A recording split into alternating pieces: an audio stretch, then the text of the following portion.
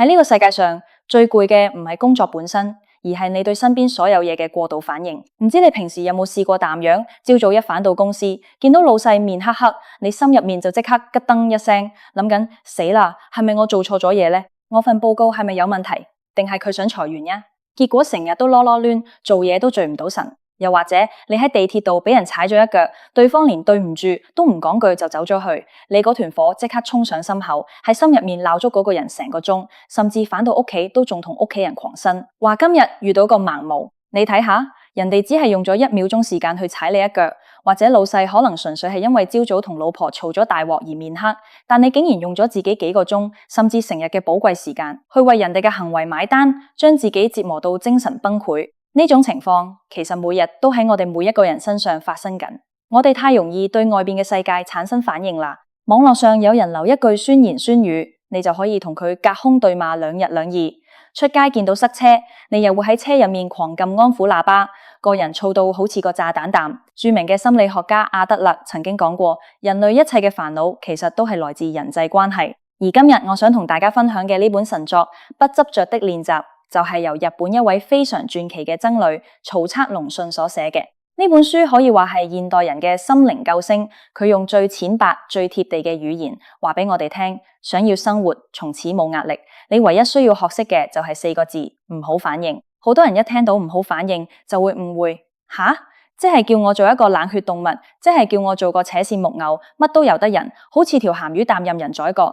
絕對唔係。作者講嘅唔好反應係一種極高層次嘅心理主動權，意思係當外界嘅刺激發生嘅時候，你唔好第一時間交出你嘅情緒控制權，你唔好任由自己嘅原始大腦被本能帶走。真正嘅強者唔係嗰啲遇到事就即刻衝出嚟反擊，同人拼命嘅人，而係內心強大到無論出面吹咩風、落咩雨，佢都可以好似一潭深水淡睇清真相，然後優雅地、平靜地做出最正確嘅決定。今日我就會用大約15分鐘嘅時間，為大家全方位拆解呢本書最精髓嘅4大不執着秘技。相信我，只要你聽完呢條片，並且喺生活當中去實踐呢幾個方法，你過往嗰啲焦慮、內耗、憤怒，至少可以減少80%以上。如果你都想喺呢個節奏快到令人窒息、個個都好大壓力嘅香港入面，反屬於自己嘅內心平靜，但你就一定要聽到最後。首先，我哋要一針見血地地出，點解我哋每日會有咁多煩惱？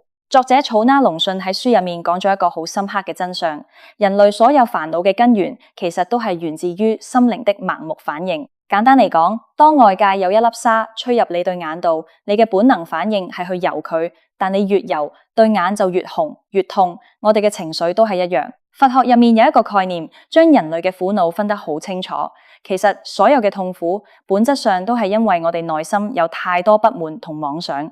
你想一想，你點解會對老細嘅一句話耿耿於懷？因為你內心有一個渴望被肯定嘅執着。你點解會為咗買唔到一間樓而自怨自艾？因為你內心有一種人有我都要有嘅攀比。呢啲內心嘅波動喺佛法入面被歸納為3毒，即係貪、嗔、癡。貪唔單止係貪錢，仲包括咗你對舒適嘅過度追求，對讚美嘅渴望，對所有事情都要順自己心意嘅執着。當現實滿足唔到你呢個貪字嘅時候，你就會產生第2種反應，叫做嗔。嗔就係憤怒、不滿、怨恨、嫉妒。你見到同事升職加薪快過你，你表面上講恭喜，但心入面酸溜溜，呢個就係嗔。而癡就係一種執迷不悟、睇唔清真相嘅狀態。你成日喺度胡思亂想，將一啲根本未發生或者根本唔存在嘅衰嘢喺腦海入面重演咗100次、1000次，呢種就叫做妄想。作者指出，當我哋遇到不順心嘅事，我哋嘅內心就會自然反射彈產生呢啲反應。而最攞命嘅係，我哋往往唔知自己喺度反應緊。當你同另一半嘈交，你覺得係對方嘅態度唔好，係對方講嘢難聽，所以你先會發火。但作者話俾我哋聽，錯啦。對方嘅說話只係一個外界嘅音波，真正令你痛苦、令你發火嘅係你內心對呢個音波所產生嘅過度反應。如果一塊石頭扔落水度，水面一定會泛起漣漪，呢個係物理現象。但如果一塊石頭扔落你心度，你係可以選擇做一潭深不見底嘅泉水，由得嗰塊石頭沉底，而水面依然平靜如鏡。明白咗呢個核心邏輯之後，我哋就可以切入今日最重要嘅乾貨部分，點樣透過4個不執着秘技去戒掉呢種慢性自殺式嘅過度反應。第1個秘技，叫做徹底睇清同標籤自己嘅內心狀態。好多時候我哋一陷入壞情緒入面，成個人就會被情緒淹沒。譬如話，當你同客戶開緊會，個客突然間提出一啲非常無理嘅要求，仲要質疑你嘅專業能力，嗰個瞬間你嘅心跳會加速，呼吸會變急促，一把火由腳底直衝上天靈蓋。通常喺呢個時候，普通人嘅反應就係頂撞過去，或者面色一沉，令到個氣氛變得好尷尬。但不執着的練習教我哋，當你感覺到自己開始有情緒嘅時候，你要做嘅第一件事唔係去同個客理論，亦唔係去壓抑你嘅憤怒，而是要喺心入面扮演一個第三者嘅角色，好冷靜、好客觀地對自己進行內心實況廣播。你可以喺心入面對自己講：哦，我依家感覺到胸口有啲翳住，有啲緊啦，我嘅心跳開始快咗，我知道呢個叫做憤怒，我依家喺度生緊氣。呢個步驟睇落好似好神奇，甚至有啲傻氣，但佢喺心理學上係有一個好強大嘅科學根據嘅。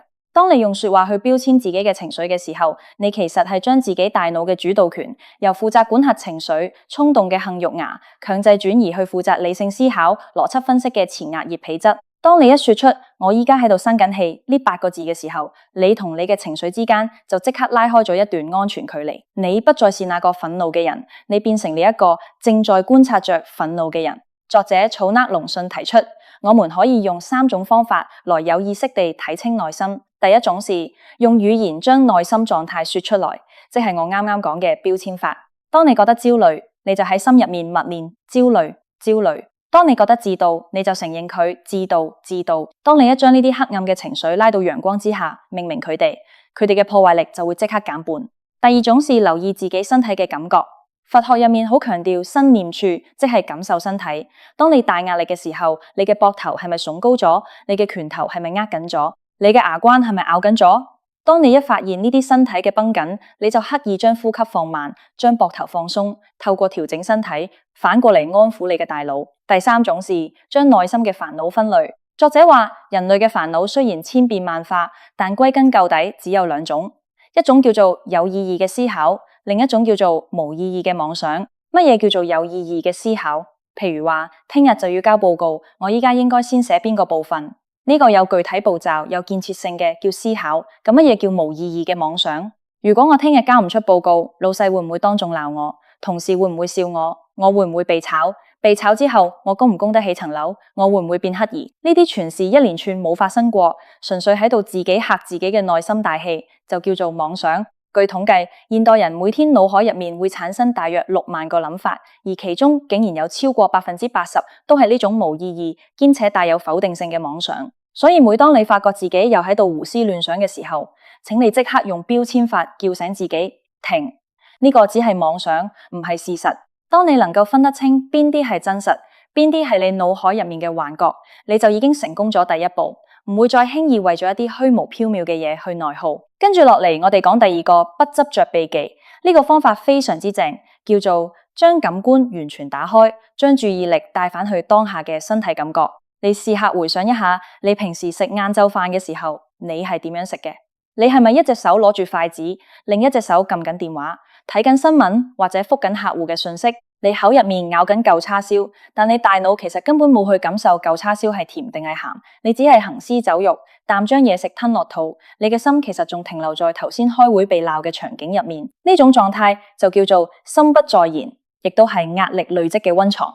作者話，想要切斷大腦嘅妄想同過度反應，最快最有效嘅方法就係用正確嘅感官去取代錯誤嘅反應。當你嘅大腦被一個煩惱困擾住，點諗都諗唔通嘅時候，你唔好再逼自己去諗啦，因為你越諗，只會喺同一個死胡同度轉圈。呢個時候，你應該徹底關閉你嘅思考大腦，將所有嘅注意力100%投入到你此時此刻嘅五官感受入面。譬如話，行路嘅時候，你將注意力全部放喺你雙腳嘅腳底，去感受左腳板踩落地下，然後抬起，跟住右腳板踩落地下，再抬起，去感受你對鞋同地面接觸嘅嗰種堅實感。呢個喺禪修入面叫做經行，或者叫正念步行。當你將全部精神放喺腳底嘅時候，你嘅大腦就冇多餘嘅帶寬去諗，老細啱啱嗰句說話係咪暗諷我啦？又或者洗碗嘅時候，你唔好諗住洗完碗要去煲劇，你就專心去感受暖水流過你雙手嘅皮膚，感受洗潔精嘅泡沫喺你手指之間破裂嘅感覺，感受隻碟由油淋淋變到乾淨，發出吱吱聲嘅過程。甚至乎最簡單嘅就是感受你嘅呼吸，你可以嘗試坐定定，將一隻手放喺肚皮上面，吸氣嘅時候去感受涼爽嘅空氣由鼻孔入去，經過喉嚨將你個肚皮慢慢吹脹。呼氣嘅時候，去感受暖和嘅空氣由鼻孔出返嚟，你個肚皮慢慢凹落去。你唔需要刻意去控制個呼吸要好深或者好慢，你只需要好似一個看門狗膽，靜靜地看守住每一啖氣嘅進出。如果你能夠連續做3分鐘至5分鐘咁樣嘅呼吸觀察，你會神奇地發現，頭先令你成個人好充血、好浮躁嘅嗰陣憤怒或者焦慮，竟然好似潮水淡慢慢退去。點解會淡？因為我哋嘅大腦係一個單線程嘅處理器。當你將所有嘅能量都用嚟感受真實嘅身體知覺嘅時候，內心嗰啲虛擬嘅妄想就失去了供電，自然就會熄機。所以下一次當你覺得喺公司大壓力到就嚟爆發嘅時候，唔該你暫時行開去洗手間，開大個水龍頭，用凍水洗個臉，或者將對手浸喺水入面，用你嘅皮膚去好好感受嗰陣冰涼，話俾自己聽，我依家喺度洗緊手，呢個世界好安全。我淨係屬於呢個當下，呢個就係將你由情緒風暴入面扯返出嚟嘅救生圈。第3個不執着秘技是專門用嚟處理人際關係嘅，叫做放棄勝負心，退出所有無謂嘅論爭。香港人好勝心好強，無論係返工定係同人相處，我哋成日都好想贏。喺連登或者社交媒體上面，我哋成日見到啲人為咗一啲微不足道嘅觀點，好似茶餐廳邊間嘅沙爹牛肉麵最好食，或者某某明星到底有冇整容，可以喺留言區掀起幾百層樓嘅口水戰。每個人都覺得自己先係真理，覺得對方係弱智，非要講到對方無言以對，或者將對方徹底擊倒為止。但作者草撐龍順喺書入面好慈悲又好犀利啖指出，喺人際關係入面，所有嘅爭論，所有嘅非，要分出對錯不可，本質上都係一種貪圖自己嘅優越感，貪圖證明自己比人聰明，比人高級。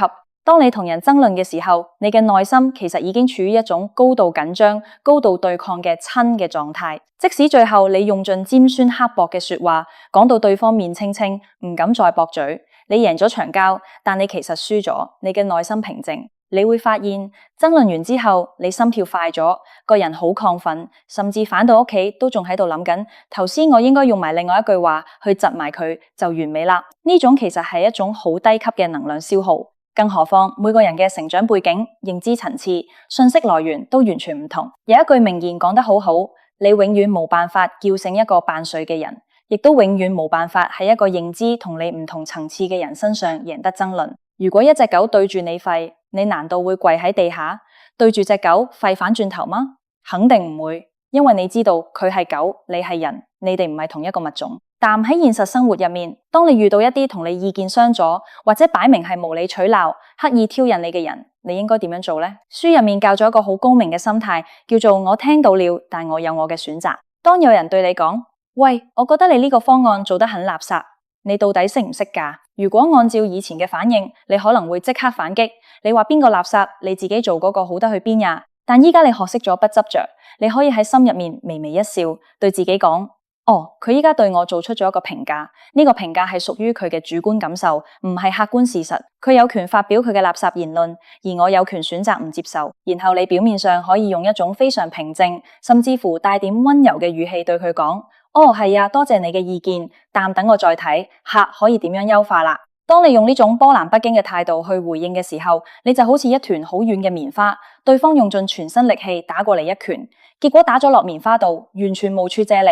成個人失晒平衡，最正嘅係你完全冇被佢影響到，你嘅內心依然好和平，而對方可能會因為你嘅不反應，自己覺得無趣而知難而退。記住，真正的贏不是你嘴巴上講贏了別人，而是你的內心強大到別人的說話根本傷害不到你分毫，你根本不需要向任何人證明你自己是正確的，日子是你自己過的，你懂自己的價值就已經足夠了。最後我哋嚟到第4個，亦都係最核心，能夠幫我哋大腦徹底格式化嘅不執着秘技，叫做戒掉主觀評判，只活在客觀事實的世界裏。呢個秘技可以話係全書最精妙嘅地方。作者提出，我們人類的腦袋有一個非常壞的習慣，就是非常喜歡做主觀評判。什麼叫客觀事實？什麼叫主觀評判？我舉幾個好簡單嘅例子，你一聽就明。今日出面落大雨，天文台發出了紅色暴雨警告，呢個叫客觀事實。今日落大雨，真係黑仔乸，心情衰晒，返工肯定會遲到。個天真係作弄我，呢個叫主觀評判。我今日發俾客戶嘅 email，佢過咗4個鐘頭都仲未覆我，呢個叫客觀事實。佢竟然唔覆我，佢係咪睇我唔起？佢係咪想向第間公司合作？佢份人真係高傲，真係冇禮貌，呢個叫主觀評判。我今年35歲，人工每個月3萬蚊，仲未買到樓，呢個叫客觀事實。我今年35歲都仲未買到樓，我真係一個徹頭徹尾嘅失敗者，我人生冇希望啦，我真係好無能，呢個叫主觀評判。你有冇發現？真正令我哋痛苦、焦慮、絕望嘅，從來都唔係客觀事實本身，而係我哋喺客觀事實上面自己加腳、疊床架屋，編造出嚟嘅主觀評判。事情發生了，它就只是發生了，它本身是中立的，是沒有色彩的。但我們的大腦就好像一個編劇，好喜歡幫每件事加上大量悲情嘅濾鏡，賦予佢哋好多負面嘅意義。你將對方未覆 email 評判為自己被討厭，你將自己35歲未買樓評判為人生失敗者，呢啲評判其實就是佛學所講嘅妄想，亦都係你內心執着嘅根源。作者草薙龍信話，想要活得輕鬆，你就要喺生活當中培養一種科學家嘅視覺。科學家做實驗嘅時候，只會記錄數據，唔會加入個人情感。當你發現自己又開始喺度自我攻擊或者埋怨世界嘅時候，請你即刻在腦海中亮起一盞紅燈，對自己大喊一聲停。呢個係評判定係事實？試下將你的困境還原成最純粹嘅事實。譬如話，你想同另一半溝通，但對方顯得好唔耐煩，講句我依家好攰，唔想講住。主觀評判會諗佢唔愛我啦，佢變咗心啦，佢自私自利。而還原成事實就是佢依家身體好攰，佢當下嘅精神狀態冇辦法進行深度溝通。當你將所有事情都還原成事實嘅時候，你會發現你內心嗰團火、嗰種委屈會消散咗大半，因為事實往往係唔帶有攻擊性嘅，事實就只是 facts。當你只看見事實，你就可以理性地去解決問題。如果對方好攰，但就由得佢休息下，等佢精神好返嘅時候再講咯，而唔係喺度自編自導、自演一出豪門恩怨被拋棄嘅苦情戲。同樣地，對待自己，我們更要戒掉主觀評判。好多人對自己非常之刻薄，只要做錯少少嘢，或者有一日懶散咗，冇溫到書，冇去到佔房，就會喺心入面將自己鬧到一文不值，覺得自己係個垃圾，係個意志力薄弱嘅廢人。作者話，請你慈悲地對待自己。當你今日冇去到佔房，事實就是我今日因為工作太攰，所以選擇咗留喺屋企休息，就淡養完，唔需要加上我係個廢人嘅標籤。聽日有精神再去過咯。你唔好將一次嘅行為上升到對你整個人格嘅評判。當你能夠學識將評判同事實切然分開，你嘅人生就等於開咗個外掛，你會活得無比清爽，因為你再唔會被自己腦海入面嘅幻覺所欺騙。好啦，講到呢度，我哋已經將不執着的練習入面最核心嘅4大不執着秘技全部拆解完畢。我哋嚟簡單總結一下。第一個秘技是徹底睇清同標籤內心。當情緒嚟到，透過在心入面默念憤怒、焦慮，或者觀察身體嘅繃緊，來同情緒拉開距離，搶回大腦嘅控制權。第二個秘技是將感官打開，回歸當下。當你大腦諗嘢諗到爆嘅時候，關掉思考，100%投入到你雙腳行路嘅感覺，洗手嘅冰涼，或者每一口呼吸嘅進出，用身體嘅真實知覺去切斷大腦嘅妄想。第三個秘技是放棄勝負心，退出爭論，明白非要分出對錯不可，只是自尋煩惱。用我聽到了，但我有我選擇嘅態度去包容同化解外界嘅挑釁，保持內心嘅最高主權。第四個秘技是戒掉主觀評判，只看事實，學會將生活當中發生嘅所有事還原成最客觀、最中立嘅 factual 狀態，不再為事情加上負面嘅主觀演繹，不自己嚇自己，亦都唔好作無謂嘅自我攻擊。呢4個秘技睇落好似好簡單，但要真正做到，需要我哋在生活嘅每一天每一刻，好似鍛煉肌肉啖去反覆練習。你想想，我們活在香港這個大環境，身邊充滿了各種各樣嘅噪音，廣告每日都喺度話俾你聽，你要買到幾大嘅樓，要戴咩牌子嘅名錶，要30歲前年薪過100萬，你先算是一個成功嘅人。身邊嘅親戚朋友可能一見面就問你幾時結婚、幾時生仔、買咗樓未，呢啲全部都是外界篩俾我哋嘅主觀評判同執着。如果你毫無防備，你就會對呢啲嘢全盤接收，然後你嘅內心就會產生無窮無盡嘅反應。你會覺得自己做得不夠好，你會覺得壓力大到透唔到氣，你會每天都在跟別人攀比，再跟自己生氣。但當你讀懂了《草軛龍信》呢本書，你就會明白呢一切其實都只是一場虛妄嘅遊戲。外界點樣睇你，世界點樣運轉，那是外面的事。你真正能夠掌控嘅，只有你此時此刻嘅這顆心。只要你學會唔好反應，學會退一步，用一雙清明冷靜嘅眼睛去觀察住這個世界，你就會發現，原來那些所謂的壓力、痛苦、焦慮，其實根本沒有實體。它們就好像夏天天空上嘅浮雲。雖然有時會遮住太陽，但只要你由得它們流淌，唔好去執着抓緊佢哋，風一吹，它們自然就會散去，露出原本就晴朗蔚藍嘅天空。人生苦短，我們在這個地球上，頂多也就只有幾十年嘅時間。我們好不容易來這個世界走一趟，絕對不是為了來這裏受苦受難，每天跟自己嘅情緒打仗嘅。我們是來體驗生命的美好，去感受微風嘅吹拂，去品嘗食物嘅美味，去好好愛護自己和身邊重要嘅人。所以由今日開始，當你踏出門口，面對這個喧鬧，甚至乎有啲瘋狂的世界嘅時候，請你在心入面為自己築起一座無形而堅固嘅防護罩，對自己講一句：外界無論發生咩事，我都選擇不盲目反應。我嘅內心由我自己做主。